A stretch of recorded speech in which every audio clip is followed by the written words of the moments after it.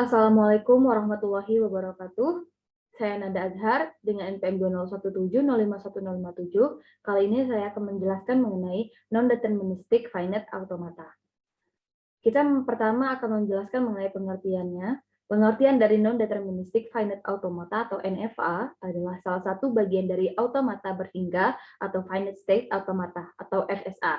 Pada non-deterministic finite automata atau NFA ini dimungkinkan satu simbol menimbulkan transisi ke lebih dari satu kondisi dan memberikan beberapa kemungkinan gerakan, sehingga keluarannya tidak dapat dipastikan. Selain itu, dimungkinkan juga terjadinya transisi spontan atau transisi epsilon. Nah, non-deterministic finite automata ini memiliki dua kondisi, yaitu formal dan informal.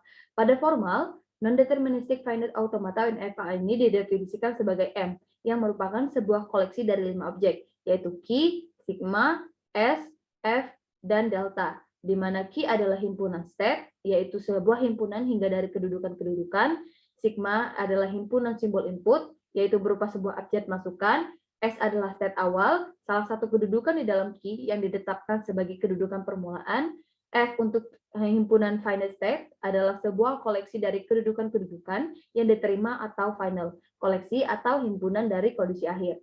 Lalu yang terakhir ada delta, yaitu fungsi transisi, yaitu sebuah relasi pada key dikali dengan sigma dikali dengan key, dan dinamakan dengan relasi transisi.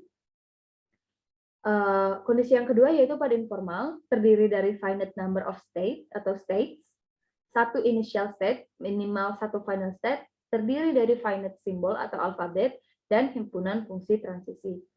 Adapun juga sifat-sifat NFA, yaitu NFA memiliki kemampuan untuk berada di lebih dari satu state pada saat bersamaan. Yang kedua, NFA selalu menerima bahasa yang diterima oleh DFA atau Deterministic Finite Automata.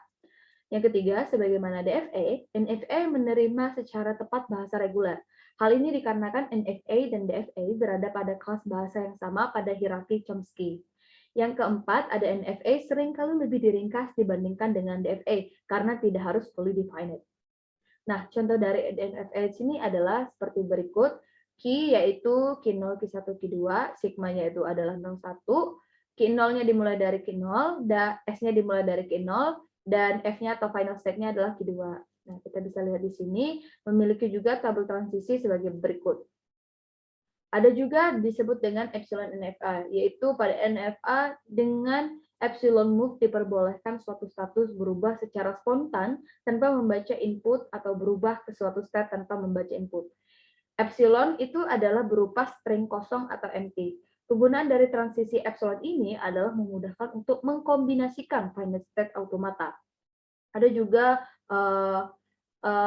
penjelasan mengenai epsilon closure, yaitu himpunan state yang dapat dicapai dari suatu state tanpa membaca input. Contohnya dari epsilon closure adalah sebagai berikut. Q0-nya yaitu berupa Q0 dan Q1 untuk epsilon closure-nya. Q1-nya itu adalah berupa Q1 dan Q2-nya berupa Q2. Ekuivalensi NFA dengan epsilon move ke NFA tanpa epsilon move. Yaitu pertama, kita harus membuat tabel transisi NFA dengan epsilon move. Yang kedua, menentukan e-closure step-step. Yang ketiga, yaitu untuk mencari fungsi transisi atau tabel yang baru. Adapun rumusnya yaitu adalah delta state input sama dengan e-closure dikali sigma e-closure state input. Itu menentukan untuk state akhirnya. State akhir semula ditambahkan dengan state yang e-closure-nya menuju ke salah satu dari state akhir semula. Adapun rumusnya sebagai berikut.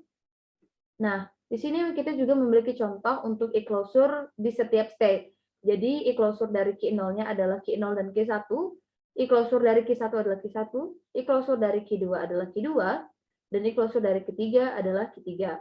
Ada juga tabel transisinya sebagai berikut. Saya rasa cukup sekian dari saya. Terima kasih atas perhatiannya. Wassalamualaikum warahmatullahi wabarakatuh.